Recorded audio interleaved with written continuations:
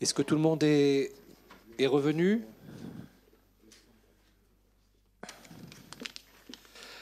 Alors, je suis très heureux donc d'animer cette table ronde conclusive de la journée d'études co-organisée par l'Institut d'études européennes et l'INSP, et en particulier sa direction de la recherche, sur Jacques Delors, itinéraire, méthode et héritage. Et donc, nous avons souhaité, avec l'équipe d'organisation de ce colloque, de prévoir une table ronde portant sur la question de l'héritage ou des héritages de Jacques Delors, après avoir vu les éléments saillants de sa trajectoire, de son itinéraire. Donc on a eu l'occasion d'écouter beaucoup d'interventions sur Delors, professeur dans cette école de 64 à 67, Delors député européen de 79 à 81, Delors ministre de l'économie et des finances de 80 à 84 et évidemment Delors président de la Commission européenne de 85 à 1994. Et donc aujourd'hui, cette table ronde qui va conclure ce colloque, qui fera l'objet d'une publication électronique sur laquelle nous reviendrons vers vous pour le diffuser assez largement, nous sommes très heureux de pouvoir accueillir 5 témoins qui ont tous et toutes travaillé à des périodes différentes de la période de la carrière de Jacques Delors, donc avant Bruxelles, pendant Bruxelles et après Bruxelles. Donc je vous présente rapidement chacun de nos grands témoins et je passerai ensuite la parole à chacun d'entre eux pour une intervention peut-être à 2 voix sur des éléments personnels et puis aussi des éléments sur Delors par rapport à un certain nombre de thèmes que nous avons discutés entre nous. Le premier de ces témoins, c'est évidemment son directeur de cabinet. On disait chef de cabinet, mais c'est la fonction de directeur de cabinet à la Commission européenne. J'en parlais dans mon intervention tout à l'heure sur le moment Delors, de 85 à 94, mais également au cabinet, on en parlait également tout à l'heure, rue de Rivoli de 81 à 82, avant de rejoindre le cabinet de Matignon. Vous êtes aujourd'hui coordinateur du réseau des think tanks Jacques Delors Paris, Berlin, Bruxelles, vice-président du Forum de la paix de Paris sur la paix, ancien commissaire européen sous Romano Prodi et ancien directeur général de l'OMC. Il y a 1 an, j'ai eu le plaisir d'intervenir à un séminaire portant à Sciences Po sur le dépôt de vos archives à Florence. Et donc j'incite toutes et tous à consulter, après le fonds Delors, le fonds Lamy. Et de plus en plus d'autres membres de cabinet sont en train de déposer à Florence leurs archives. Bernard Boucaud, ancien préfet et directeur de l'ENA, vous intervenez également non seulement en tant qu'ancien directeur de cette maison qui, comme vous le savez, a changé de nom depuis 2 ans, mais vous avez été chef de cabinet de Jacques Delors, ministre de l'économie et des finances. Et à titre personnel, je suis très heureux de vous retrouver puisque nous avions eu l'occasion de travailler de façon très étroite dans le cadre du développement à Strasbourg du pôle européen d'administration publique, dont avec l'Université de Strasbourg, beaucoup d'autres acteurs, et je me réjouis vraiment de votre présence.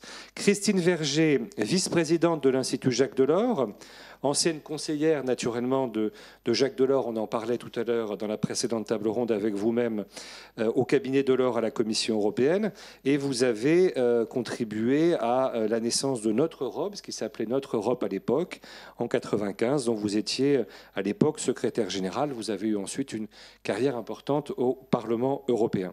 Geneviève Ponce, vous êtes vice-présidente et directrice générale d'Europe Jacques Delors, donc je ne me suis pas trompé, vous allez nous expliquer de quoi il s'agit plus précisément.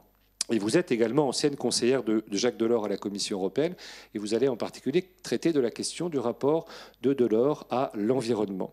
Et enfin, François-Gilles Leteul, inspecteur général de l'agriculture, ancien directeur du Centre des études européennes de Strasbourg, le CES, et des affaires européennes de l'ENA, alors qu'il me soit permis ici, même si ce n'est pas tout à fait conventionnel, de regretter la disparition de la direction des affaires européennes de l'ENA comme direction autonome au sein de cette école.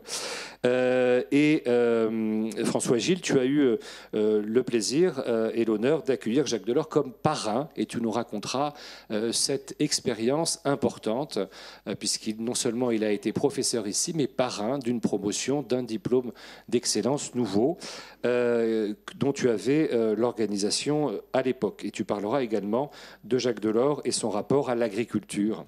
Je passe tout de suite, sans plus tarder, la parole à Pascal Lamy, sachant qu'on peut utiliser la tribune, ce qui facilitera la captation.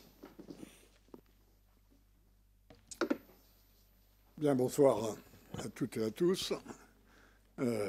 Merci à l'INSP d'avoir pris l'initiative de ce moment de l'or. Il y en a eu un certain nombre depuis qu'il nous a quittés. Et donc notre règle du jeu, celle que nous nous sommes fixés collectivement, c'est de juxtaposer 5 interventions de 10 minutes chacune pour essayer en quelque sorte d'interpréter cet héritage de l'or. Alors, évidemment, faire ça en 10 minutes est une grande gageure. On a beaucoup écrit, parlé sur les 10 ans de Delors à Bruxelles, y compris au moment de sa disparition. Et donc, je ne vais évidemment pas faire une synthèse ni de la vie de Delors à Bruxelles, ni de l'ensemble de sa trace dans la partie européenne de son action. Je voudrais juste, dans les 10 minutes qui me sont imparties, insister sur 2 points qui, à la réflexion, me paraissent avoir vraiment caractérisé, pour l'essentiel, l'action de Jacques Delors à Bruxelles. Ces 2 points sont les suivants. D'abord, son efficacité et ensuite sa modernité. Son efficacité, et je vous livre là une anecdote que j'ai partagée avec Delors du ton de son vivant, c'était il y a 2 ans. J'ai eu une conversation à l'époque assez longue avec Peter Altmaier, qui à l'époque était un des bras droits de Merkel, qui en avait plusieurs, qui était ministre de l'économie en Allemagne. Et on a parlé de cette période de l'or tous les deux. Et Peter Altmaier m'a dit « Je connais 2 personnes, et seulement 2 personnes, qui, depuis une centaine d'années, ont réussi en 10 ans à mettre en œuvre leur agenda. Il n'y en a pas d'autres. » J'ai dit, ça c'est intéressant. Et qui est l'autre? Il m'a dit, l'autre c'est Bismarck. J'ai rapporté cette anecdote à Delors, qui n'a pas l'air de trouver que c'était une analogie très très performante. Mais à la réflexion, c'est assez juste, parce que c'est vrai, d'un certain point de vue, quand on prend le recul, que la période de l'or à Bruxelles a été incroyablement efficace si on compare, en quelque sorte, et si on regarde comment il a fait. J'ai commis un article pour Le Grand Continent là-dessus que je ne vais pas vous répéter au moment de sa disparition. Mais d'où vient cette efficacité effectivement exceptionnelle? À Bruxelles, aujourd'hui, la période de l'or, c'est le nirvana de la construction européenne. Et je crois que ça vient de plusieurs éléments qui ont caractérisé ce qu'il était, sa vision, sa méthode, et d'un certain point de vue, son style de communication, extrêmement cohérent, extrêmement imbriqués les uns dans les autres, une vision qui était enracinée dans l'expérience personnelle de son père et l'expérience qu'il avait eue de la guerre. Donc cette idée qui résumait quand il disait faire l'Europe, c'est assurer la survie si on ne veut pas du déclin. Donc pour lui, c'était d'abord une entreprise historique, accessoirement avec un logiciel politique qui était le sien, et effectivement avec une conception institutionnelle qui l'a amené à ne jamais être coincé dans ce débat de toujours, de savoir si la construction d'une Union européenne, c'est quelque chose d'intergouvernemental ou de fédéral. Il a assez astucieusement, mais après y avoir souvent beaucoup réfléchi, créé cette espèce d'oxymore que tout constitutionnaliste trouve très étrange, qui est cette fédération d'États-nations. La méthode, c'est celle qu'il avait appris en France, comme syndicaliste au Conseil économique et social Et au plan, sa méthode, c'était la planification. La planification au sens français du terme. On parle à tout le monde, on cherche des points de convergence, on les énonce, on en fait quelque chose de mobilisateur pour mettre pas seulement l'État, mais la société en mouvement, comme il disait, et on avance pas à pas en fonction de cet itinéraire qui a été planifié. Et puis enfin, et je suis évidemment obligé de faire court, cette manière qu'il avait de faire partager cette vision, de présenter cette planification comme quelque chose de finalement assez logique, parce qu'une étape en entraînait une autre, qui en entraînait une autre, qui en entraînait une autre, et on en a un exemple très frappant entre le marché intérieur et la monnaie unique.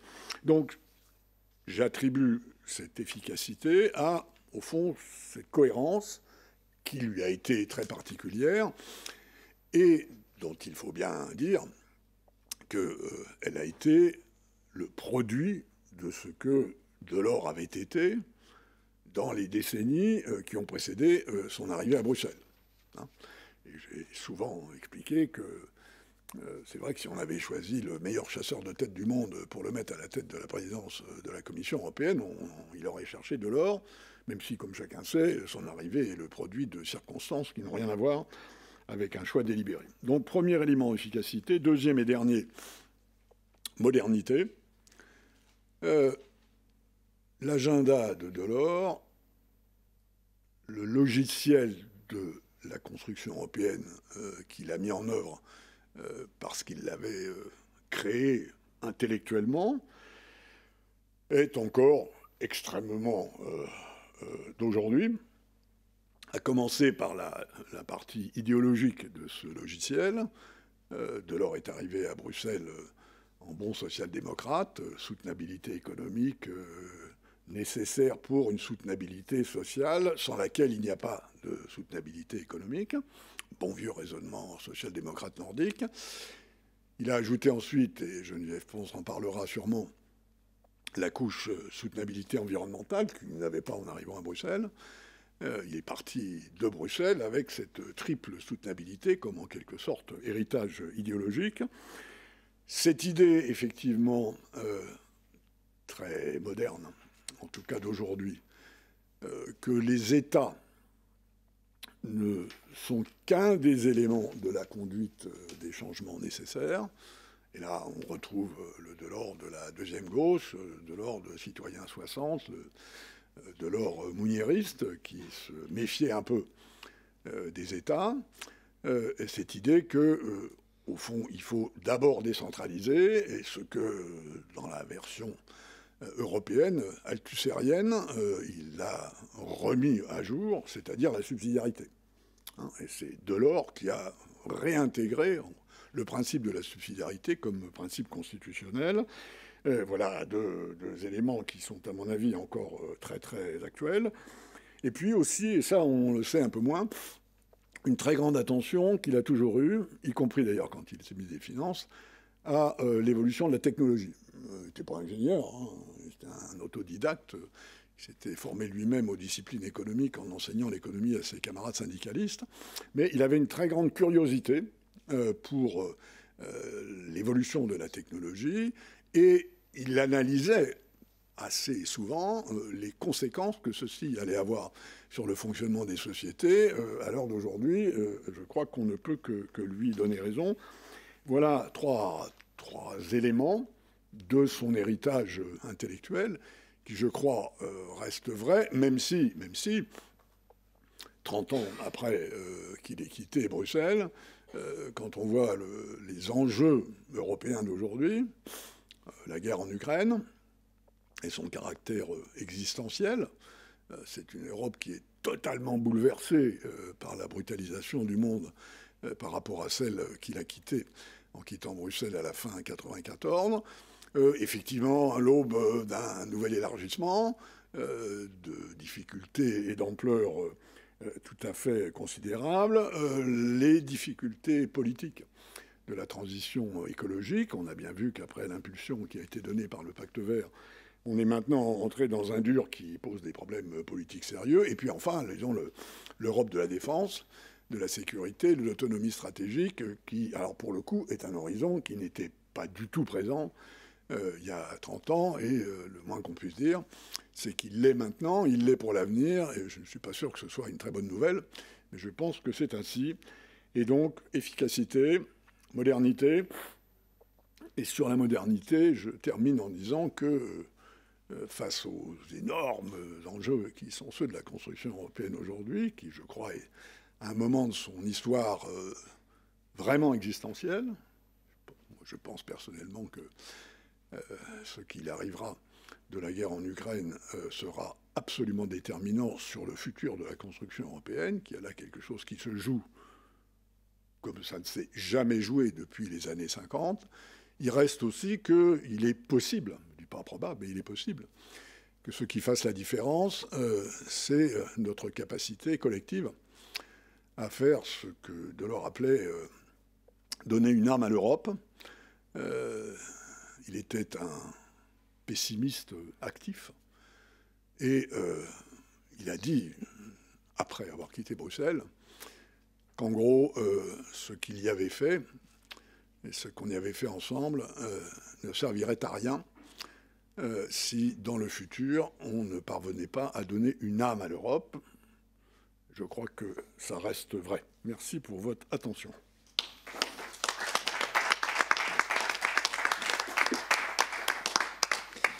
Merci beaucoup Pascal Lamy pour ces quelques leçons, effectivement nécessairement brèves, mais on pourra y revenir dans la discussion. Et je voulais simplement, avant de passer la parole à Bernard Poucaud, indiquer par rapport à votre dernier point sur donner une âme à l'Europe, toute l'action que vous avez entreprise, en particulier pour développer une dimension anthropologique de l'Europe et développer des chaires d'anthropologie de l'Europe.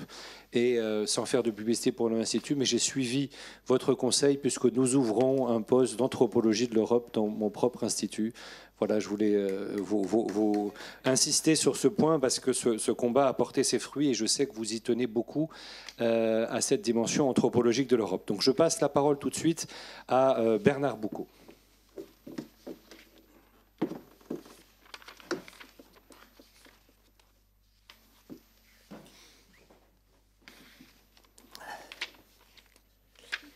Bien, bonjour à tous. C'est un exercice difficile que j'ai à faire. Parler de Jacques Delors, un peu de l'Europe, après Pascal Lamy. C'est un peu un guet-apens. Alors, bon, je compte sur votre bienveillance. Bon, je ne suis pas, comme Pascal, un expert des politiques européennes. Mais par mon milieu familial, mes études universitaires, y compris ma scolarité à l'ENA, d'ailleurs, que nous avons accompli ensemble, j'ai été, et puis pour des raisons familiales, j'ai été très tôt un fervent partisan de la construction européenne et été très tôt convaincu par l'engagement de Jacques Delors dans cette grande et belle aventure. Aussi, quand un camarade de l'ENA m'a proposé de lui succéder comme chef de cabinet du ministre de l'économie et des finances, j'ai accepté avec enthousiasme.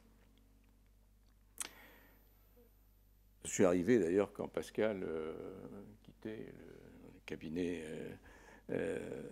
du ministre, Jacques Delors, pour rejoindre celui du Premier ministre. Mais nous nous sommes retrouvés plus tard. J'ai donc accepté avec enthousiasme. C'était une équipe que tu connaissais, très diversifiée, qui associait à la fois des proches de longue date de Jacques Delors et des hauts fonctionnaires très pointus dans leur domaine, qu'il s'agisse du budget de l'État, des politiques économiques, de la régulation financière internationale, des politiques européennes. C'était une très très belle équipe et l'ambiance était excellente grâce au chef d'ailleurs, la façon dont il nous associait à tout ce qu'il entreprenait. Et nous avions tous beaucoup de respect, d'admiration et je crois, enfin je le dis avec une certaine émotion, mais beaucoup d'affection pour le ministre qui était en charge de dossiers très lourds sur tous les terrains, le national, l'européen et l'international, et alors qu'il n'avait pas toujours que des soutiens absolus au sein du gouvernement. Mais tout ça, c'est une autre histoire. Alors, je ne suis pas devenu, moi, un spécialiste du Fonds monétaire national, de la lutte contre l'inflation, des directives européennes, mais j'ai retenu de Jacques Delors de belles leçons de management d'équipe que je n'ai jamais oublié dans les différentes fonctions que j'ai occupées et que j'ai mises en pratique et qui m'ont été très précieuses. Jacques Delors établissait une relation facile et simple avec ceux qui travaillaient à ses côtés. Mais, comme ça m'est arrivé à moi, il était conseillé de ne pas, quand on arrivait à son cabinet, de ne pas lui dire qu'on était vraiment très, très fiers, très contents de pouvoir le servir. J'étais un jeune sous-préfet. Voilà. Aussitôt, j'ai reçu sa réponse. Il a rectifié tout de suite. Il me dit, écoutez, vous n'allez pas travailler pour moi, mais vous allez faire comme moi, vous allez servir l'État. Et je crois que c'était tout Jacques Delors et sa conception qu'il avait de l'État. Il était très attentif aux difficultés que les uns ou les autres pouvaient rencontrer et savait prodiguer les encouragements nécessaires. Il savait aussi faire preuve d'humour pour détendre l'atmosphère sur des sujets difficiles. Cette humanité, cette attention aux autres, qui était la sienne, il l'exprimait également naturellement au personnel du ministère, en particulier des plus modestes, et pour des situations qui lui étaient signalées dans des circonstances diverses et qu'il me demandait à juste titre d'étudier. Il avait, on peut le dire, Jacques Delors aimait les gens. Il avait aussi l'habitude de partager avec son équipe du cabinet au retour de voyages importants, de réunions importantes, de voyages officiels. Et il avait l'habitude de partager les informations qui pouvaient être utiles pour l'exercice des missions des membres du cabinet qui étaient concernés par les sujets qu'il avait eu à traiter. Cette capacité à transmettre, à partager ses idées, ses projets, et c'était très utile pour l'ensemble des membres de l'équipe. À titre d'exemple, d'ailleurs, je rappellerai le compte-rendu qu'il nous avait fait d'une partie de son voyage en Union soviétique avec François Mitterrand. Je ne sais pas si je peux le dire, d'ailleurs, tu m'autorises à en parler, non? Oui. Et qui en disait long sur l'état réel de ce grand, plus sur l'état réel de ce grand pays que de longs discours. Et il aimait bien raconter des anecdotes, mais ce n'était pas anodin. C'était pour effectivement nous sentir concernés par effectivement tout ce que lui vivait, tout ce qu'il apprenait, tout ce qu'il voulait mettre en œuvre. Il avait assisté à une réunion des ministres économiques de l'Union soviétique à l'époque, en présence je crois que c'était le président Kosygin. Et ils étaient très contents, ces autres Russes, soviétiques, de lui montrer les résultats de l'économie soviétique. Et tous les ministres étaient autour de la table. Et tous disaient, alors on commençait la sidérurgie, les mines, il y avait une vingtaine de ministres, et ils étaient tous, ils avaient des résultats formidables, ils dépassaient de loin les objectifs du plan, enfin ça tournait très très fort. Et à la fin, il y avait un ministre au bout de la table, vous savez les tables qu'on voit là, à la télévision, là, comme, avec 30 personnes autour, et il y a un ministre, c'était un certain Gorbatchev, qui lui dit « Monsieur Delors, tout ce qu'on va nous dire, c'est complètement bidon. La planification, ça ne sert à rien et les chiffres sont faux. » Et j'ai gardé cette histoire. Je ne sais pas si maintenant tu es parti. Mais il n'y a pas de... C'est vraiment... Je ne veux pas avoir après des histoires avec la Russie. Mais c'était effectivement... effectivement, il en disait en quelques mots beaucoup plus que d'autres pour savoir ce qui se passait à cette époque en Russie. Donc vous l'avez compris. Travailler dans l'équipe de Jacques Delors, c'était une belle leçon de management des équipes qui doit reposer sur le respect, l'écoute des gens, le partage des informations, des expériences, le sens du collectif, le sens de la pédagogie et puis la capacité de rassembler et de convaincre. Mais nous n'en sommes pas restés là, car à son départ, sa volonté de partager avec des personnes qu'il connaissait, qui avaient des expériences multiples, ne s'est pas arrêté avec son départ à Bruxelles, pour ceux qui n'y allaient pas. Il a créé un club de réflexion avec voilà, les anciens membres de son cabinet qui voulaient y participer, qui portait le nom de Clisthène, qui nous a permis pendant plusieurs années de passer des week-ends avec lui pour réfléchir à l'état de la France, de l'Europe et du monde. Et ça a été à nouveau pour nous tous un très grand enrichissement.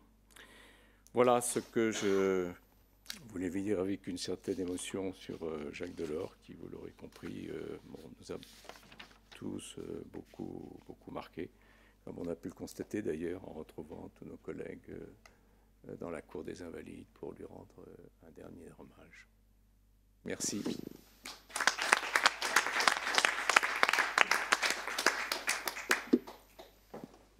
Merci beaucoup, Monsieur le Préfet, pour votre intervention. Je pense qu'on peut dire que cette méthode, ce management des équipes que vous avez appris auprès de lui, vous l'avez appliqué ensuite dans beaucoup de vos fonctions. Et je pense que beaucoup ici en sont témoins. Donc je passe la parole maintenant à Christine Verger, vice-présidente de l'Institut Jacques Delors, qui va nous présenter en particulier cet Institut Jacques Delors à Paris, mais aussi son rapport au Parlement européen, à la citoyenneté, à la démocratie. Merci beaucoup. Moi, j'ai eu la chance de travailler 10 ans aux côtés de Jacques Delors, 8 ans à son cabinet à Bruxelles et 2 ans comme secrétaire général de l'association Notre Europe qu'il a créée 2-3 ans après son départ. Et comme vous me l'avez demandé, je veux dire quelques mots évidemment non exhaustifs sur la thématique démocratie, citoyenneté, relation avec le Parlement européen. Et je terminerai par quelques mots sur l'Institut Jacques Delors, et Geneviève en parlera aussi de son côté. Alors, je soulignerai quelques aspects très concrets de son héritage qui touchent à ces différents thèmes qui sont d'ailleurs liés. Démocratie, citoyenneté, rôle du Parlement européen. Il est intéressant de noter que les 3 dernières pages de ses mémoires, qui ont été publiées en 2004, ont pour titre « L'Europe des citoyens ». Et le premier sujet qu'il cite à cet égard dans ses mémoires, c'est celui de la dimension démocratique de l'Europe, à travers, écrit-il notamment, l'élection directe du Parlement européen depuis 1979 et son rôle croissant sur la scène politique. Il cite également, car il avait une conception large de la démocratie, il cite également la création du Comité des régions, la politique de développement régional qui a permis à des dizaines de milliers d'élus locaux et régionaux de s'impliquer davantage dans la construction européenne, et bien sûr le dialogue social dont nous avons parlé tout à l'heure. Il avait, comme je viens de le dire, une conception large de la démocratie et qui mettait en jeu à la fois les pouvoirs publics dans leur ensemble et les forces vives de la société, représentées notamment par les corps intermédiaires. On en a longuement parlé aussi tout à l'heure. Alors, concernant la démocratie représentative, sur laquelle je vais insister maintenant, et qui n'est qu'un des aspects de la démocratie, Jacques Delors est sans doute, et nous l'avons expérimenté à Bruxelles, très concrètement au cabinet, est sans doute le premier président de la Commission qui a attaché une telle importance au Parlement européen et lui a consacré autant de son temps. N'oublions pas que c'est, comme ça a été rappelé aussi tout à l'heure, devant le Parlement européen qu'il a prononcé son discours programmatique en janvier 1985. Il se rendait, c'est beaucoup pour un président de la Commission, au moins 3 jours par mois à Strasbourg pour participer à la session plénière du Parlement européen. Et au quotidien, il souhaitait sans cesse être informé des débats qui s'y déroulaient, des prises de position des uns et des autres. À l'époque, ça a été rappelé aussi, la scène politique européenne était dominée, et ce fut le cas jusqu'en 2019, par les 2 grandes familles politiques, le PPE, le grand parti de centre-droit, qui est sans doute aujourd'hui plus à droite qu'au centre, mais ça c'est une autre histoire, et les socialistes et sociaux-démocrates. Et Jacques Delors se mouvait très aisément dans cet environnement, étant à la fois chrétien et social-démocrate. Il participait d'ailleurs très régulièrement aux réunions de ces 2 groupes politiques, les écoutait, leur expliquait ses choix. Il entretenait aussi des relations cordiales avec le 3e groupe, certes moins puissant en nombre de députés, mais néanmoins influent, le groupe libéral, qui fut pendant un temps présidé, au moment où Delors était président de la Commission européenne, par Valéry Giscard d'Estaing. Le groupe socialiste, à l'époque, était pour sa part présidé par Jean-Pierre Cotte, ce qui donnait, je dois dire, un certain piquant français à toutes ces réunions à laquelle j'avais le grand plaisir, car c'était aussi un plaisir, notamment intellectuel et politique, à toutes ces réunions. Alors, je dois d'ailleurs avouer que les relations avec le président du groupe socialiste n'étaient sans doute pas des plus aisées. Parfois, c'était plus facile avec le groupe PPE, car une certaine compétition institutionnelle, si ce n'est personnelle, s'était instaurée parfois avec le président de ce groupe. Le Parlement européen, à l'époque, évidemment, ne disposait pas des pouvoirs qu'il a aujourd'hui, mais il avait déjà une certaine influence. N'oublions pas que le Parlement disposait et dispose toujours du pouvoir de censurer la Commission, et que c'est sous la menace d'une motion de censure que la commission présidée par Jacques Santer, qui a succédé à Jacques Delors, a dû démissionner. Le Parlement avait aussi des pouvoirs budgétaires importants, significatifs, et cherchait sans cesse à grignoter un peu plus d'influence dans le triangle institutionnel. Déjà à l'époque, certains au Parlement revendiquaient le droit d'initiative, ce qui continue d'être le cas aujourd'hui, et Jacques Delors, à l'époque, était tout à fait hostile à cette proposition du Parlement européen, considérant que le monopole du droit d'initiative de la Commission faisait partie des fondamentaux du fonctionnement de ce triangle institutionnel. Mais, et le professeur Mangeot en a parlé tout à l'heure, c'est le plus important, Jacques Delors avait été désigné en effet par le Conseil européen des chefs d'État et de gouvernement. À l'époque, la Commission n'était pas élue, comme aujourd'hui, et il considérait qu'il tirait sa légitimité non seulement des États, et il avait été choisi par le Conseil européen, mais aussi des citoyens représentés par le Parlement européen. Et cette double légitimité était pour lui la seule façon de faire avancer l'Europe en respectant les 2 branches de cette légitimité. Et c'est ainsi qu'il réservait la primeur de ses principales propositions toujours au Parlement européen. C'est aussi la raison pour laquelle il demandait régulièrement à celui-ci un vote de confiance. Alors certes, on n'est pas dans la disposition actuelle où le Parlement élit le président, la Commission, etc. Mais néanmoins, Jacques Delors, dans la pratique, demandait régulièrement un vote de confiance. Il disait d'ailleurs qu'en cas de refus de la confiance, il aurait démissionné. Ce n'était pas nouveau, mais enfin, c'était en effet une menace qu'il était prêt à mettre à exécution. Et c'est aussi la raison pour laquelle le principe de la codécision entre le Parlement européen et le Conseil a été poussé par la Commission Delors et consacré plus tard dans le traité de Maastricht en particulier. Alors, plus tard, après le départ de Jacques Delors de la Commission, l'association Notre Europe, qu'il a donc présidée les premières années, a proposé en 1998 que le Parlement européen puisse refuser le nom proposé par le Conseil européen pour la présidence de la Commission. Et elle a également proposé, comme ça a été consacré ensuite dans le traité de Lisbonne en particulier, la prise en compte du résultat des élections européennes.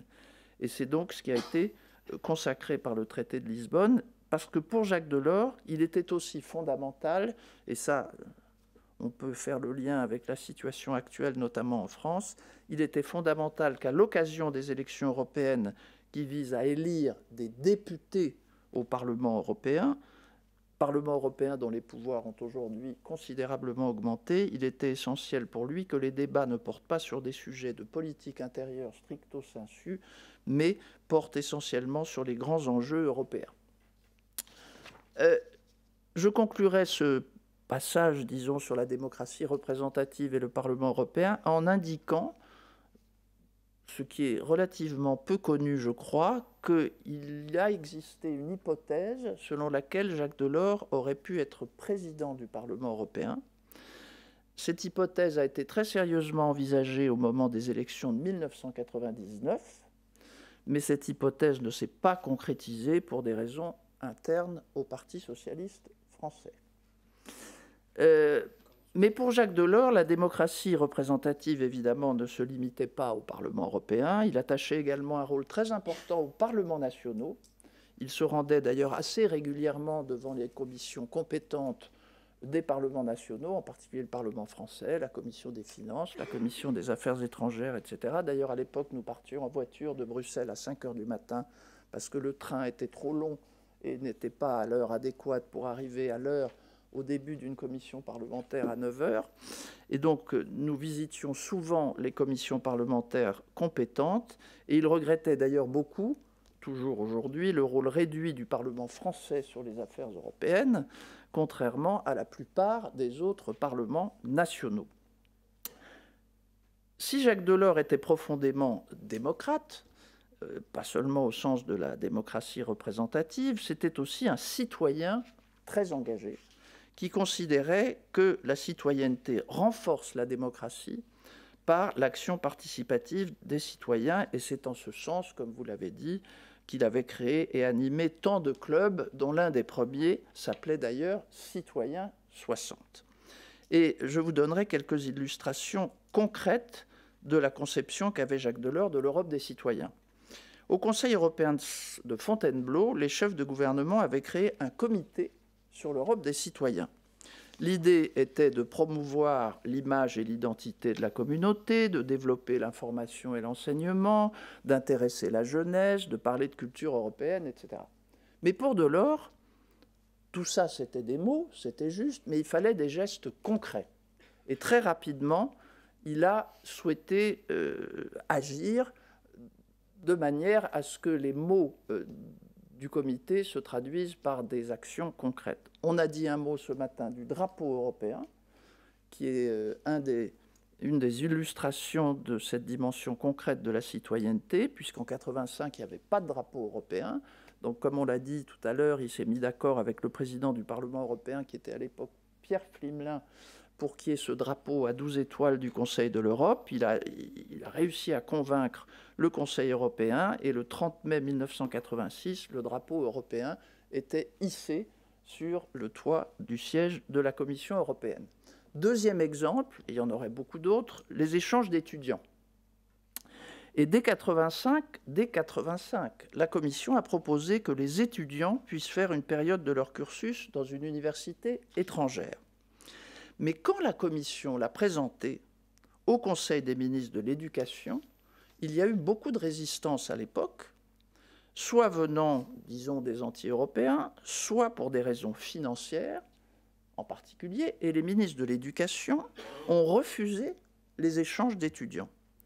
Et Jacques Delors a donc décidé, en coopération avec le commissaire compétent à l'époque, Manuel Marin, fait assez rare, de retirer la proposition de la Commission, car il estimait qu'elle avait été dénaturée par les ministres de l'Éducation. Et il a donc décidé, ce qu'il faisait d'ailleurs parfois, de s'adresser directement au Conseil européen des chefs d'État et de gouvernement.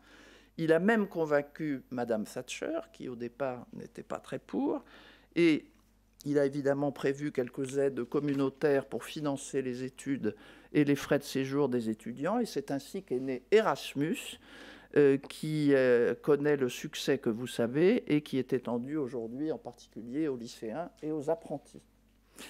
Dans le même esprit, en 1988, était adoptée la directive sur la reconnaissance mutuelle des diplômes de l'enseignement supérieur. Je pourrais vous citer de multiples autres exemples, mais je voulais citer ces deux-là qui me paraissent très, très illustratifs. Je terminerai par quelques mots, comme vous l'avez souhaité, sur l'Institut Jacques Delors. Alors, lorsque Delors quitte la Commission en 1995, certains chefs de gouvernement, et en particulier Helmut Kohl et Felipe González, lui proposent de continuer à œuvrer pour la construction européenne à travers la mise en place d'une boîte à idées, d'un think tank, comme on dit aujourd'hui, pour permettre qu'il puisse réfléchir avec quelques collaborateurs, proposer des idées, animer le débat sur les questions européennes.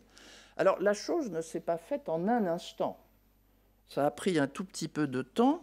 Certains ont un peu traîné les pieds, et je crois me souvenir que même la commission présidée par Jacques Santer à l'époque, pas Jacques Santer lui-même, a un peu traîné les pieds, craignant peut-être de voir dans les futures activités de Jacques Delors une certaine forme de concurrence potentielle.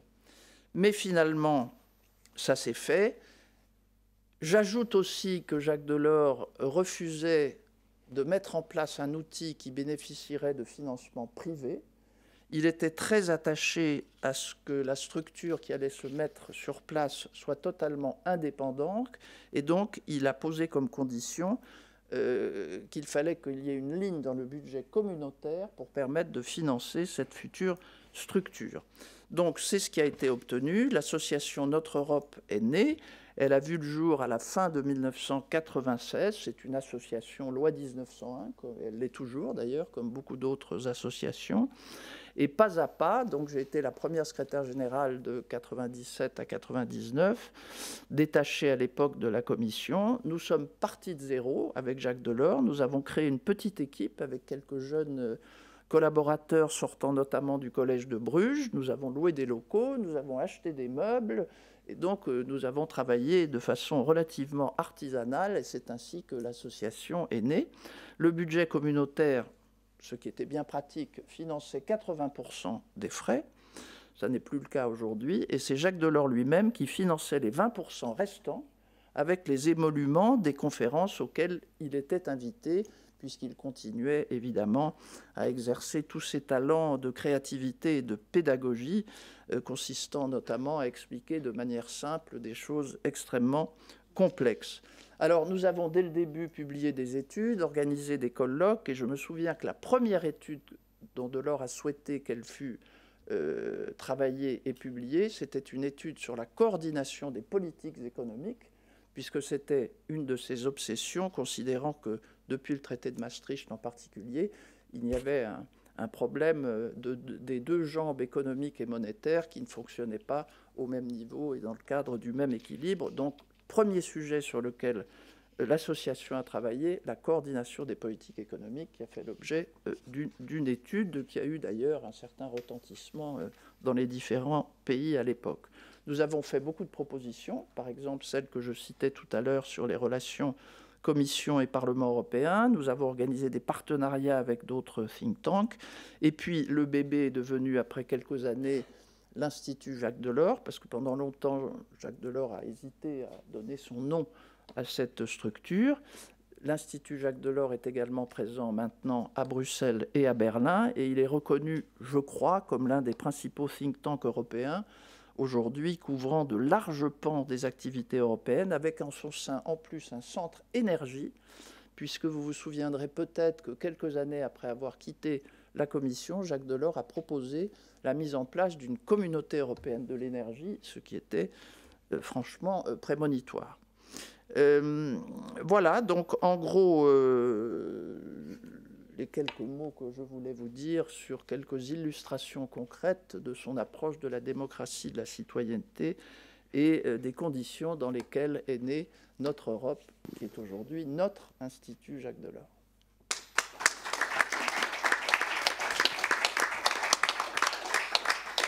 Merci beaucoup, Christine Verger, pour votre présentation.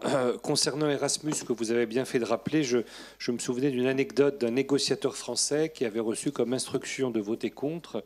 et qui m'avait dit que ce jour-là, il avait séché la réunion pour éviter de défendre son instruction de venue de Paris, étant contre l'instruction qu'il avait reçue, qu'il trouvait particulièrement inadaptée. Je passe donc la parole à Geneviève Pons, donc ancienne conseillère également de Jacques Delors à la Commission européenne, et qui est aujourd'hui vice-présidente et directrice générale d'Europe Jacques Delors. Merci beaucoup. Donc, moi, je vais vous parler de deux sujets. Je vais commencer par vous parler d'Europe Jacques Delors, et puis ensuite, je vous parlerai de Jacques Delors et le développement durable. Vous verrez que les deux sujets sont très étroitement liés. Alors, qu'est-ce que c'est que Europe Jacques Delors? C'est le 3e institut Delors, comme l'a dit Christine. Donc, l'Institut Jacques Delors est né en 1996 sous le nom de Notre Europe. L'Institut de Berlin est né en 2014 sous le nom de, je crois, Centre Jacques Delors. Et puis, finalement, nous sommes nés un peu en deux temps, mais je ne vais pas trop rentrer dans les détails, 2017-2020, sous ce nom d'Europe Jacques Delors. Voilà. Alors, pour vous en parler, je vais d'une part aborder les origines de cette création et ensuite ce que nous faisons maintenant. Alors, les origines de cette création, c'est un peu ce que moi j'ai fait avec Jacques Delors et qui m'a beaucoup marqué. Quand je suis arrivée à la Commission européenne, je suis arrivée au service juridique de la Commission européenne et j'appelais tous les jours l'assistant du directeur général pour m'assurer que je serais bien dans l'équipe environnement du service juridique. J'avais vraiment deux rêves à l'époque. Je faisais ma mobilité comme ancienne élève de l'ENA et j'avais un rêve européen et un rêve de m'occuper d'environnement. Très très vite, j'ai été appelée à succéder aux membres de cabinet en charge de l'environnement chez Jacques Delors et c'était au tout début de 1991. C'était la préparation de Rio et c'était quelque chose qui mobilisait aussi Jacques Delors personnellement. Je vous en parlerai davantage tout à l'heure. Et donc j'ai vécu avec lui la préparation de Rio et ensuite ce qu'il a voulu en tirer, qui était très ambitieux, qui était l'agenda du développement durable pour l'Europe. Et cette expérience m'a marquée pour longtemps. Et après avoir passé au total 22 ans à la Commission européenne, j'ai pris la tête d'une grande ONG au niveau européen. Donc j'ai pris la tête de WWF Europe. Et j'ai vécu avec, à la tête de WWF Europe, l'adoption des objectifs du développement durable à New York et la COP21 à Paris. Voilà. Et puis le Brexit est arrivé. Le Brexit est arrivé et moi, le 23 juin 2016 au matin, j'ai eu la conviction que les citoyens britanniques avaient rejeté une certaine Europe. Une Europe trop libérale et une Europe qui ne s'occupait pas suffisamment de social et d'environnement. Et je revenais par là même aux idées de Jacques Delors sur le développement durable. J'ai rédigé une petite déclaration qui allait dans ce sens. Je l'ai soumise à Pascal Lamy, et qui, je crois, l'a soumise à Jacques Delors. L'un et l'autre l'ont soutenue. Et j'ai mobilisé 200 ONG au niveau européen sur une autre Europe, une Europe différente, une Europe plus sociale et plus environnementale. Et de façon très naturelle, dans la foulée de cette mobilisation, l'idée est née, je crois, dans la tête de Pascal Lamy, peut-être aussi un peu dans la mienne, de créer le 3e institut Jacques Delors. Alors ça s'est fait en deux temps. C'était d'abord un bureau de représentation des deux instituts, puis c'est devenu autonome au début de 2020. Voilà, mais cet institut, pourquoi faire? Eh bien, effectivement, pour s'occuper du développement durable. Et on s'occupe, donc on est maintenant 17 personnes. Il y a des juniors, comme d'ailleurs Paul-Antoine Tugaillet qui est là, et il y a des seniors, comme moi-même ou Pascal Lamy, ou mon mari Jean-François Pons ou d'autres. Les juniors sont des jeunes gens qu'il faut bien payer, la plupart. Bon, parce qu'ils en ont clairement besoin, mais les seniors, je crois sans exception, sont des bénévoles et parfois d'ailleurs aussi des contributeurs financiers. qu'est-ce que nous faisons? On couvre potentiellement toutes les questions européennes, internes et externes, mais toujours sous cet angle du développement durable, avec un accent sur l'environnement. Donc, on a commencé de façon assez naturelle par une série sur le verdissement de la politique commerciale. Bon, vous comprenez pourquoi, parce que Pascal et moi-même, on avait cette zone de convergence. Et puis, on s'est occupé très vite d'océan, de protection de l'océan, et j'en profite pour dire que c'était ce qui plaisait le plus à Jacques Delors. Chaque fois que je le voyais dans ces dernières années, il me disait combien il était heureux qu'on s'occupe de protection de l'océan. On s'occupe aussi d'agroalimentaire, et vous mesurez combien c'est important, la transition écologique dans ce domaine. On s'occupe de finances, on s'occupe de diplomatie, toujours sous cet angle-là. Voilà. Donc là, je crois que je vous ai suffisamment parlé d'Europe Jacques Delors. Maintenant, Jacques Delors lui-même et le développement durable, qui est en fait à l'origine de cette création. Donc Jacques Delors, vous le connaissez, vous avez bien compris, c'était un homme qui avait, c'était un social-chrétien, hein, des racines social-démocrates et chrétiennes. Il était aussi passé par la Banque de France. Il avait une formation économique importante. Il avait un goût pour la pédagogie et en particulier dans des mouvements sociaux chrétiens. Donc en fait, voilà, la personnalité de Jacques Delors avait fait une synthèse des aspects socio-économiques. Et puis, il a changé progressivement. Alors, je n'étais pas encore là, puisque moi j'ai été avec lui à partir de 1991 et jusqu'en 1995, mais j'ai compris qu'il avait été très frappé par Tchernobyl. Donc Tchernobyl, c'est mars 86. 86, c'est aussi l'année de l'acte unique, l'année dans laquelle l'environnement passe dans les traités européens. Et il y a beaucoup de choses très importantes qui vont se bâtir à ce moment-là, pendant les mandats de Jacques Delors. Vous avez la directive Habitat, vous avez l'Agence européenne pour l'environnement, vous avez le programme LIFE, etc. Donc 86 est une date très importante. Christine a mentionné qu'il donnait la primeur de ses idées au Parlement européen. C'est en 89 que pour la première fois dans son discours annuel au Parlement européen, il mentionne l'environnement et il développe ses idées sur l'environnement. Et puis évidemment, il y a eu Rio. Rio, très important. Donc je l'ai accompagné à Rio. C'était la signature de la Convention climat, de la Convention biodiversité, d'une déclaration sur les forêts et l'adoption d'un agenda pour le développement durable, un agenda pour le 21e siècle. Et quand il est revenu de Rio, il m'a dit « Je veux bâtir l'agenda de l'Europe, l'agenda du développement durable pour l'Europe ». Et c'est ça que nous avons fait. C'est le chapitre 10 du livre blanc, Croissance, compétitivité, emploi. Ça s'appelle Vers un nouveau modèle de développement. Je vous invite à le lire. C'est tout à fait visionnaire. Vous y trouvez une réforme fiscale particulière. Et puis, vous y trouvez des choses qui étaient tout à fait visionnaires à l'époque, comme l'économie circulaire. Alors, la réforme fiscale particulière, vous avez... il pensait qu'il fallait favoriser l'emploi et décourager le gaspillage des ressources naturelles. Donc, favoriser l'emploi, ça veut dire diminuer la fiscalité sur l'emploi. Décourager le gaspillage des ressources naturelles, ça veut dire taxer cette utilisation. Et donc, il avait, avant même Rio, soutenu l'idée d'une taxe sur le dioxyde de carbone. Et cette taxe sur le dioxyde de carbone, ses revenus auraient été employés pour diminuer les taxes pesant sur l'emploi.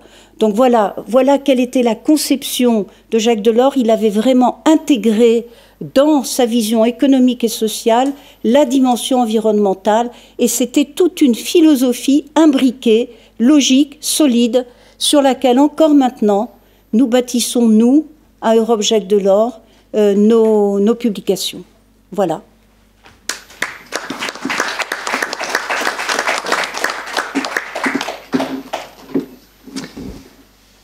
Merci beaucoup. Donc, on a mieux compris effectivement l'articulation entre les différents instituts. Et merci aussi pour cette intervention sur ce rôle qui est peut-être un petit peu moins connu de celui de Jacques Delors qu'on a vu tout au long de la journée. Donc, pour terminer cette table ronde, je passe la parole à François-Gilles Le Teul, qui a dirigé dans cette maison les affaires européennes et qui a accueilli donc Jacques Delors comme parrain après ses fonctions à la Commission européenne. Alors, merci beaucoup. Je dirais que je n'étais pas le seul à l'accueillir, puisqu'on était deux. Il y avait Bernard Boucaud, mais vous ne pouvez pas parler de tout. Donc, cet exposé, c'est une prolongation de celle de Bernard, que je me permettrai de citer, d'ailleurs, s'il m'y autorise. Et je m'inscris dans cette filiation, dans cet héritage de l'enseignement de Jacques Delors, dont j'ai finalement été moi-même un élève et que je reproduis dans les différents cours que j'ai l'occasion de faire à Polytechnique ou à Paris 8. Je prends toujours l'exemple, et j'y reviendrai tout à l'heure, de la réforme de la politique agricole commune comme étant un vrai cas d'école. Donc Delors à l'ENA, j'utiliserai une petite formule pour le qualifier, c'est un charisme étrange.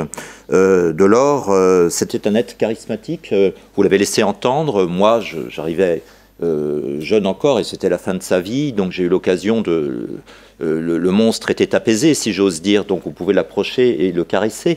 Eh bien, j'ai senti véritablement cette espèce de relation magnétique qu'il avait, et j'ai été frappé notamment en lisant dans ses mémoires ce qu'il disait des autres, parce que ce que vous dites des autres, c'est une façon de vous voir vous-même, et je me souviendrai toujours de ce qu'il raconte sur le chancelier Kohl, dont il soulignait les talents de, j'allais dire, télépathiques. Le chancelier Kohl, disait-il, était capable, lorsque quelqu'un arrivait, de savoir ce qu'il allait dire. Lorsque quelqu'un lui faisait un discours dans une langue étrangère, il comprenait avant l'interprète ce que l'autre avait dit, et il réfléchissait pendant l'interprétation à ce qu'il allait répondre.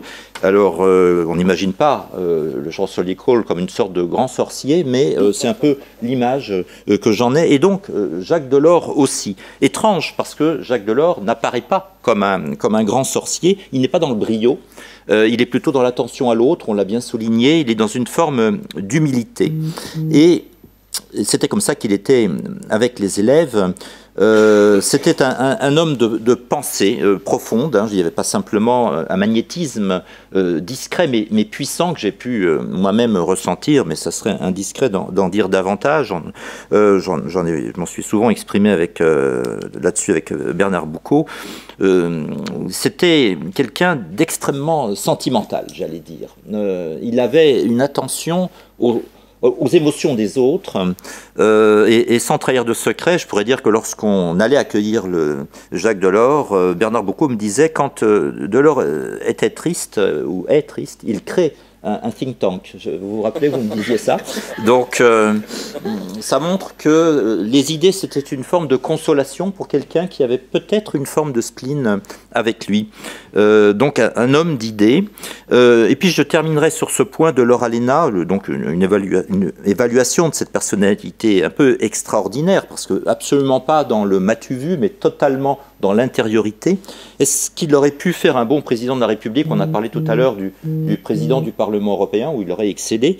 J'avoue être dubitatif. Lorsqu'on échangeait tous les deux sur les qualités des présidents de la République, on avait un parangonnage, on avait Giscard, on avait Delors, enfin, on pouvait comparer les personnalités. Bernard Boucaud me disait, le président de la République, c'est l'époux. Il doit être capable d'épouser la France, il doit être à l'aise avec tout le monde.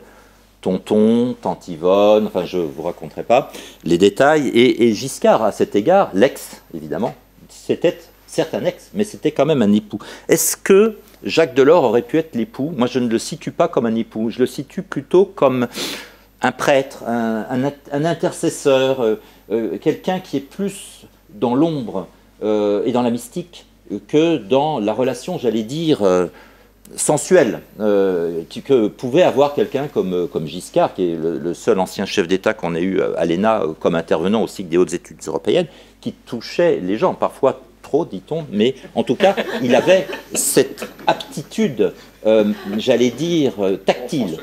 Il y a des enfants. Il y a des enfants. Alors, c'est l'occasion, effectivement, d'aborder le deuxième sujet, Delors et l'agriculture.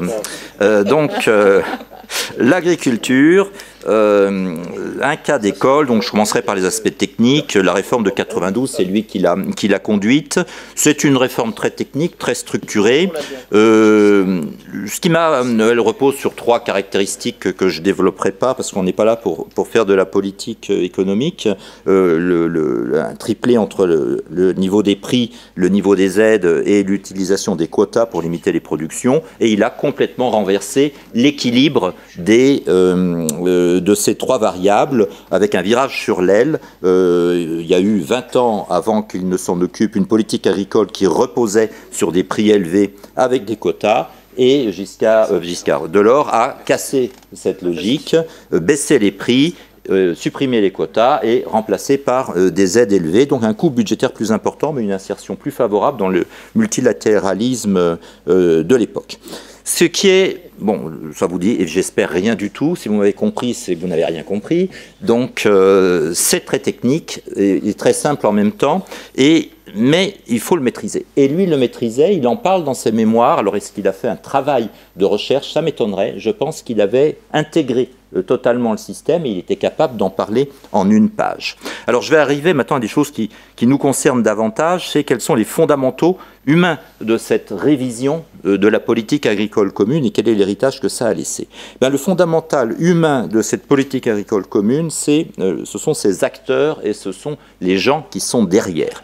On parlait tout à l'heure de Delors se méfiant des États, et la politique agricole commune, c'est dans une certaine mesure une politique contre les États qui repose au-delà des États sur l'agent qu'est l'agriculteur. L'agriculteur que l'on paye. Et j'ai toujours vu dans cette politique agricole la volonté d'essayer d'utiliser les agriculteurs comme des représentants de l'Europe au niveau local, avec une rémunération. Et par provocation, je disais souvent quand j'étais dans le syndicalisme agricole que vous êtes des agents de l'Europe, vous êtes des fonctionnaires de l'Europe, puisque votre revenu provient du budget européen. Et je pense qu'au-delà de la provocation, il y a un fond de vérité là-dedans. Delors était un vrai disruptif. Et de ce point de vue-là, il a essayé et il a bien réussi à faire en sorte que les agriculteurs s'approprient la relation avec Bruxelles. Le syndicalisme agricole, il le connaissait très bien. Il travaillait avec le CNJA quand il était jeune. Il se plaisait dans la jeunesse agricole chrétienne qui a été le fondement de la grande agriculture française et européenne qu'on a connue, qui n'est pas l'agriculture de maintenant. Et je pense qu'il aurait été très déçu par l'agriculture de maintenant. Il fait quelques allusions dans ses mémoires à la violence du syndicalisme agricole qu'on tolère de façon systématique quand on est un État, en tout cas en France, alors que la violence des autres, on ne la tolère pas. C'est la seule violence tolérée, celle des agriculteurs, c'est vrai. Il ne faut pas que les agriculteurs en abusent, parce que abuser d'un pouvoir ou d'un droit, c'est toujours excessif. Et je ne suis pas certain qu'à l'heure actuelle, mais là je m'éloigne du sujet, ça aurait plu à Jacques Delors. Donc le syndicalisme agricole utilisé pour que les agriculteurs s'approprient la question européenne. Quand après avoir quitté la Commission européenne, je suis arrivé comme directeur d'un syndicat européen d'agriculteurs, nous passions notre vie à Bruxelles, au Parlement européen, avec les commissaires, avec Guy Legras, c'était une activité naturelle. Et les agriculteurs du fin fond du sud-ouest, les maïsiculteurs dont j'étais le directeur, allaient régulièrement à Bruxelles et s'entretenaient de façon courante.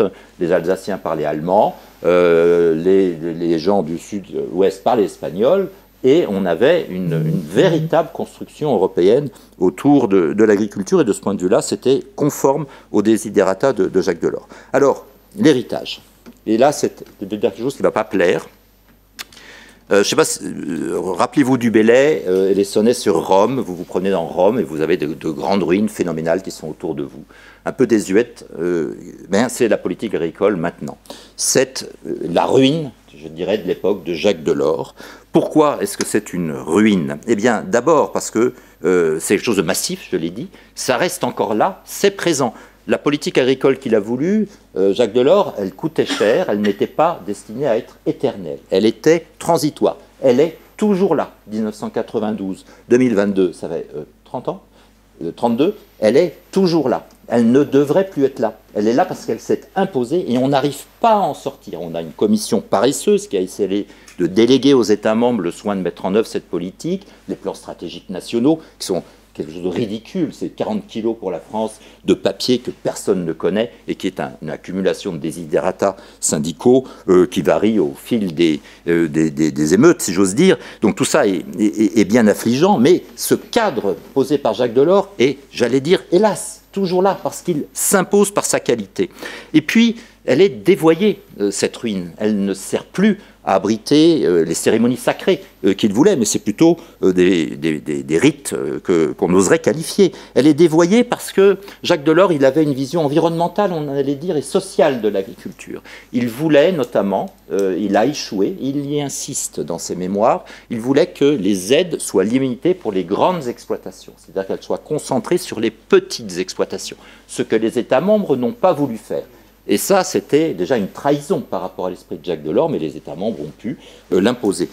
On en est toujours là. C'est toujours les grandes exploitations qui récupèrent le maximum d'argent. Donc on ne s'étonne pas que les petites exploitations soient défavorisées. Et puis, il y a le virage que la politique agricole a manqué, et je suis très heureux que Geneviève ait pu parler avant moi. La politique agricole, elle aurait dû devenir une politique environnementale, c'est-à-dire qu'on aurait dû remplacer j'allais dire le traitement du fonctionnaire européen par la rémunération d'une prestation environnementale positive que tous les citoyens auraient compris. Si on explique aux citoyens qu'un agriculteur qui a 100 hectares touche des dizaines de milliers d'euros pour cela, ils seraient choqués. On ne leur dit pas, bien entendu. On fait pleurer Margot sur l'agriculteur marginal qui est en situation difficile et qui ne touche pas ces aides. Mais on ne leur dit pas. En fait, l'agriculteur devrait être payé en fonction de la contribution positive qu'il apporte à la société. Ça fait 40 ans qu'on y réfléchit, ça fait 40 ans qu'on réfléchit à la rémunération environnementale qu'on peut verser à l'agriculteur pour un vrai service et pas simplement une rente, et on n'y est pas arrivé. Donc là, je pense que Jacques Delors, s'il était là, serait triste, et je pense qu'il nous dirait, alors je fais un peu de politique fiction, mais après tout, je suis le plus jeune ici, et puis je suis l'enfant passage, donc je me permets, j'étais l'enfant terrible de Bernard Boucau dans une large mesure, on se connaît depuis très longtemps, et donc on s'est tout permis ensemble, donc notre connivence est totale. Eh bien, je pense que Jacques Delors nous demanderait de repenser la politique qu'il a établie, de l'abandonner et de vraiment faire un effort pour réfléchir à quelque chose de nouveau et qui correspondrait aux vraies valeurs qu'il a posées. Voilà, c'est un peu la conclusion que moi je tire de cette expérience au contact de Jacques Delors. Et merci pour cet exposé qui m'a permis d'y réfléchir. Merci beaucoup François-Gilles pour cet exposé iconoclaste, mais en t'écoutant, pour ton propos terminal, si Jacques Delors était triste, il fonderait donc un nouveau club encore alors. Avec Bernard Boucau et Geneviève. Et avec tous ceux qui sont autour de la tribune. Alors, il est 19h, nous avons avant le cocktail de 19h15, auquel, du coup, vu l'assistance, tout le monde sera convié. Nous pourrons avoir un échange informel dans la salle 4, mais on a un débat d'1 quart d'heure. Donc, j'ai un certain nombre de questions, mais j'aimerais savoir d'abord si vous en avez. Et donc, Laurent Varlouzet, est-ce que quelqu'un peut s'occuper du passage de micro ? Et puis ensuite, je poserai peut-être aussi une question à nos intervenants. Véronique, tu peux aussi t'occuper du passage. Merci. Merci, oui, j'avais beaucoup de questions, mais je vais me limiter à une question. C'est l'intervention de Geneviève Pons qui m'a fait penser. J'avais présenté tout à l'heure un petit papier sur la vision de la planification chez Jacques Delors.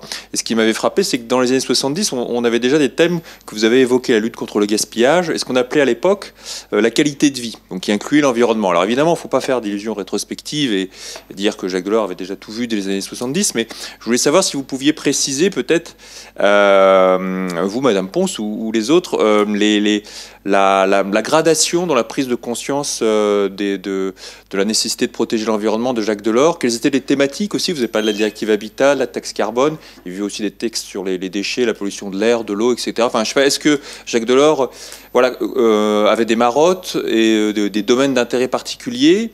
Et est-ce qu'on peut... comme je suis historien, effectivement, est-ce qu'on peut déterminer une chronologie dans sa prise de conscience ?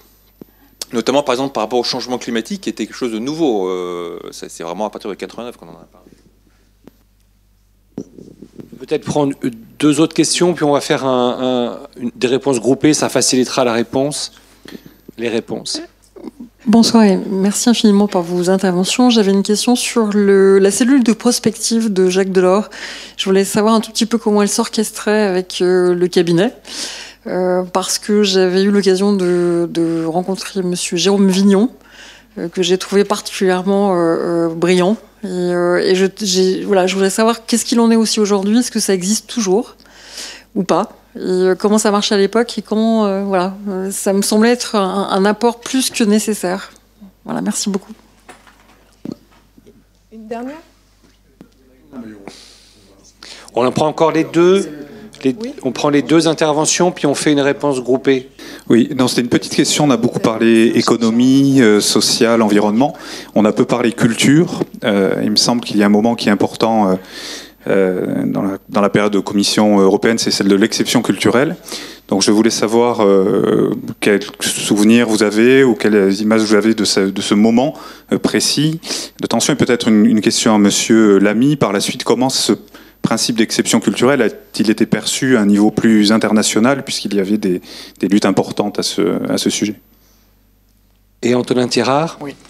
Merci pour ces présentations. Brièvement, j'aurais une question à vous poser. Comme on est sur la table ronde héritage, par rapport à l'actualité de cet héritage, Jacques Delors dans la Commission européenne. Aujourd'hui notamment, il y avait une politiste très célèbre de l'intégration européenne qui s'appelle Lisbeth Hug, caractérisait certains fonctionnaires, certaines orientations vers une Europe régulée avec un Delors factor dans sa caractérisation des fonctionnaires de la Commission.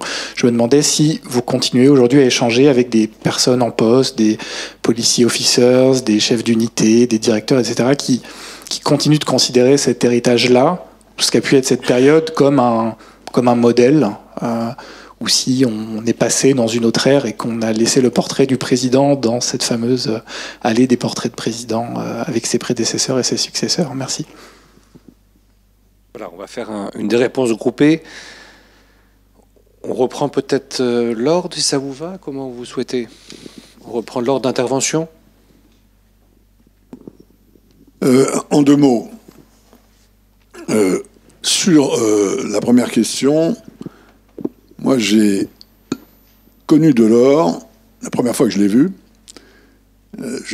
J'étais à l'ENA, je faisais un séminaire sur la quantification des éléments sociaux sous la houlette d'Attali.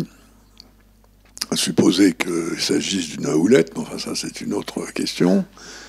Et Delors à l'époque était prof à Dauphine et était pratiquement le seul expert français des indicateurs sociaux, sur lequel il avait beaucoup travaillé, et notamment beaucoup étudié l'origine de l'essentiel des travaux de l'époque sur les indicateurs sociaux qui venaient du Canada.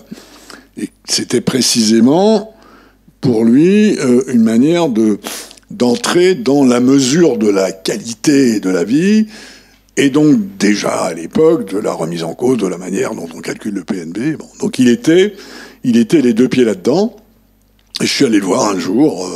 Il était dans une espèce de petite soupente à Dauphine, et il m'a parlé des indicateurs sociaux. Et j'avais eu ce rendez-vous grâce à Martine Delors à l'époque, avec laquelle on était, comme avec Bernard Boucaud d'ailleurs, camarade de promotion. Donc oui, il y a assez vite quelque chose de l'ordre de la qualité de la vie, mais plutôt de l'ordre de la mesure du bien-être social avant d'être la question écologique. La cellule de prospective, je vais faire comme notre ami Le Teul, hélas. Elle a beaucoup compté pendant les 10 ans de Delors. Il existait dans la commission Thorne, qui n'était pas franchement un grand intellectuel, mais il avait compris que pour rédiger ses discours, il lui fallait quelques idées, et il avait mis à la tête de cette cellule de 3 personnes un garçon qui s'appelait Jean-Louis Lacroix, un Belge qui provenait de La Relève, le mouvement chrétien-démocrate de gauche en Belgique, comme Pierre Defraigne, comme Philippe Maystadt, comme Godot, qui ensuite est devenu président de la Banque centrale de Belgique.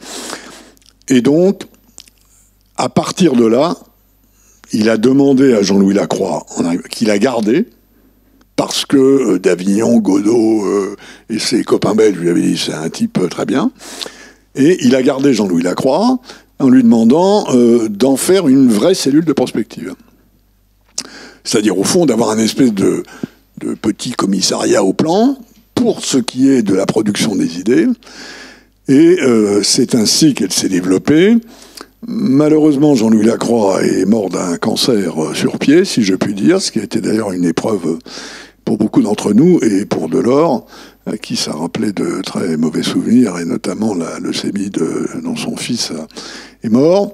C'est une période difficile, et c'est à ce moment-là qu'il a demandé à Jérôme Vignon, qui était avec nous au cabinet Delors à Paris, qu'il avait rejoint le cabinet à Bruxelles. Jérôme a été, avec Jean-Michel Bert et quelques autres, dans la petite cellule qui a accompagné Delors entre juin 85 et entre juin 84 et janvier 85, quand il a préparé au fond son atterrissage à Bruxelles de manière assez méthodique. Bon. Et à ce moment-là, Jérôme a piloté, au fond, cette espèce de boîte à idées, de brain trust, tout à fait à l'américaine, et auquel Delors demandait, et moi aussi, des papiers, des études, des idées. Et au fond, il avait absolument besoin de ça pour nourrir, en quelque sorte. Il avait ce côté un peu... Et c'était un peu un cétacé à valeur de plancton, et il en fallait, et puis il en faisait sa nourriture. Ça a disparu. Ça a disparu avec son départ. Alors il est resté un truc soi-disant boîte à idées, mais qui en réalité a servi depuis à faire des discours du président, sans inspirer jamais, à ma connaissance, une action. Mais je me souviens d'une note... de Vignon, il avait un certain nombre de bons esprits avec lui, 87, 88, de 3 pages, sur le thème pourquoi l'Union soviétique va se casser la gueule. Hein, je m'en souviens très bien de celle-là, parce que ça, à l'époque, ça nous avait un peu dérangé. C'était le genre de choses qui sortaient de la cellule de prospective. Et vous avez raison de dire que Jérôme Vignon était très, très bien taillé pour cette course. Sur la culture, l'exception culturelle a dû attendre bien des années après Delors pour être entérinée dans le traité européen, à la suite effectivement de bagarres commerciales qui ont opposé pendant très longtemps, en gros, le lobby américain du spectacle, qui était représenté par un type absolument incroyable de drôlerie et de justesse et de force politique, et pas vraiment toute l'Union européenne, mais surtout la France. Et j'ai fait en sorte, quand j'étais commissaire au commerce international, de faire signer par l'Union européenne et un certain nombre d'autres pays une convention de l'UNESCO sur l'exception culturelle qui ensuite a servi de base à notre argumentation, comme quoi, en gros, la culture n'est pas une marchandise. Enfin, je ne vous fais pas de dessin. Ce qui, d'ailleurs, m'a valu une très grande déception de la part des représentants de l'exception culturelle française, parce que à partir du moment où c'était reconnu, ils avaient plus de raison de se battre tout le temps et de mobiliser en permanence le ministère de la Culture contre Bruxelles. Mais on est arrivé là. Bon. Et sur le dernier point, sur votre réponse à est-ce qu'on est toujours en contact avec les gens de la Commission, réponse oui. En général, en tout cas à Bruxelles, c'est moins vrai à Paris ou à Berlin. Mais à Bruxelles, parce que, disons, Europe Jacques Delors est dans la bulle, en quelque sorte, fait partie de la bulle. À Bruxelles, on a pris pour habitude de faire tester ce que nous écrivons par les gens de la commission qui savent de quoi il s'agit. On a une espèce de complicité avec eux. Alors c'est pas la commission missionnaire qu'il y avait dans les débuts, elle est un peu plus gestionnaire que missionnaire, mais on a gardé une forme de complicité. Et c'est vrai que l'étiquette Delors, je suis là pour y veiller, enfin j'étais là pour y veiller, sous son regard de son vivant, on est en train de réfléchir à comment on fait maintenant, mais il y a un côté label d'excellence, label de qualité sur la réflexion européenne, qui reste fondamental dans l'image de marque et l'activité des trois instituts qui portent ensemble la même devise, qui s'appelle Penser l'Europe, Thinking Europe et Denken Europa. Et c'est ça qui fait en quelque sorte leur communauté dans une approche d'intégration profonde qui était celle de Delors. Peut-être rapidement, parce que la première question est quand même assez, d'une certaine façon, ciblée, mais peut-être deux éléments pour vous qui êtes historien. Premièrement, je crois qu'il faut relire ce qu'il a dit de ces questions dans son discours au Parlement européen de 1989. Deuxièmement, un élément vécu. Lorsque je suis arrivée début 91 au cabinet de Jacques Delors, la première demande qu'il m'a faite, c'est de revenir vers lui avec une liste de pour et de contre concernant la taxe CO2. Ce que j'ai fait, et il a décidé de se lancer dans la bataille. Et je ne vais pas tout vous raconter, mais il y a eu 14 réunions spéciales que j'ai présidées. Et lors de l'une d'elles, un membre de cabinet allemand m'a dit s'il y avait eu un couteau dans la salle, il y aurait eu des meurtres. Donc il s'était lancé dans une bataille extrêmement dure. Et cette bataille a été gagnée au Parlement européen. Enfin non, c'était un jour de Parlement européen, mais donc a été gagnée en commission à Strasbourg, très très largement, avec je crois un vote contre et 2 abstentions. Voilà. Mais il était, avec méthode et soin, interrogation, il s'est lancé dans cette bataille en 91. Peut-être un petit mot sur les contacts avec les fonctionnaires des institutions. J'en profite pour dire un petit mot sur le fait que la fonction publique européenne aujourd'hui n'est plus tout à fait la même que celle qu'elle était à l'époque de Jacques Delors, même s'il y a encore beaucoup de points communs. Mais il y a eu deux éléments qui ont considérablement modifié la donne. D'une part, la réforme Kinnock, dont nous avons parlé tout à l'heure, que nous avons mentionné tout à l'heure, qui a réformé assez profondément les conditions de recrutement des fonctionnaires européens pour, disons, donner une orientation plus anglo-saxonne à ce type de recrutement, mais ça mériterait un développement en soi, avec une moindre attention, disons, à la connaissance intime des dossiers communautaires dans les recrutements, etc. Et puis, la deuxième chose, c'est l'élargissement. Les élargissements successifs, et en particulier l'élargissement de 2004, qui a vu arriver toute une série de nouveaux fonctionnaires des nouveaux pays, ou contractuels parfois, des nouveaux pays qui eux-mêmes n'avaient pas la mémoire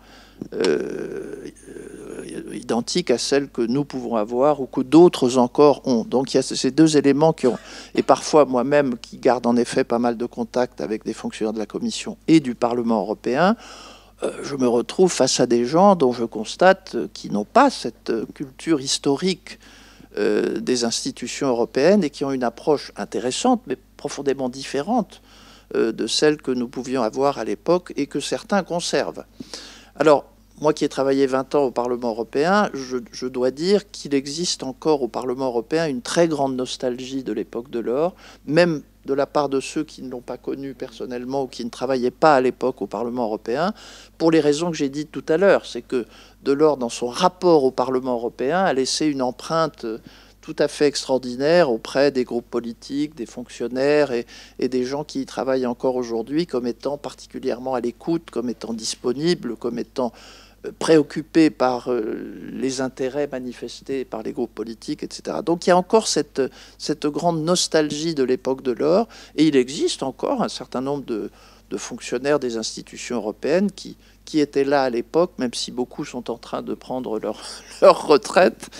Et enfin, comme le disait Pascal, c'est le rôle des 3 instituts, Paris, Bruxelles et Berlin, d'entretenir cette mémoire et de penser l'avenir au nom de Jacques Delors. Et ça, je crois que c'est le plus grand héritage au sein de la fonction publique européenne qu'on puisse mettre en avant aujourd'hui.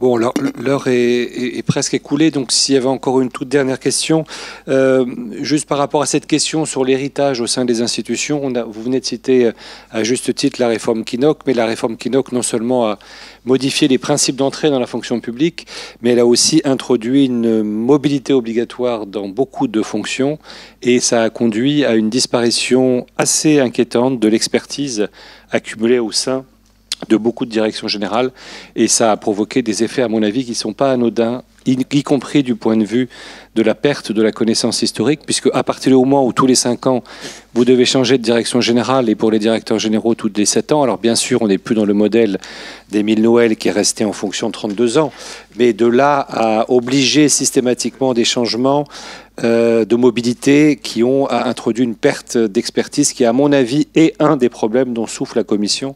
Aujourd'hui, il y en a d'autres, on a évoqué aussi certains points. Est-ce qu'il y a une toute dernière question pour ne pas frustrer la salle, ou au sein de nos panélistes, si vous voulez rajouter un point complémentaire?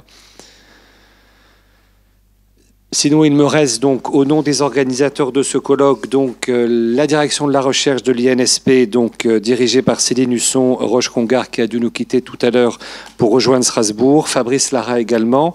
Vous remercier donc pour votre venue à ce colloque, donc qui va faire l'objet d'une publication électronique qu'on va vous écrire prochainement pour utiliser les textes qui pourront vous être sollicités, des textes relativement courts, pour envisager une publication électronique assez rapidement, en dehors de la captation. Je voulais simplement également dire que si certains d'entre vous ne souhaitent pas être diffusés dans la valorisation, il faut qu'ils nous le signalent, comme Fabrice Lara nous l'a dit. S'il n'y a pas de signalement, on considérera que vous êtes d'accord pour être diffusé dans les 3 séquences que nous allons publier.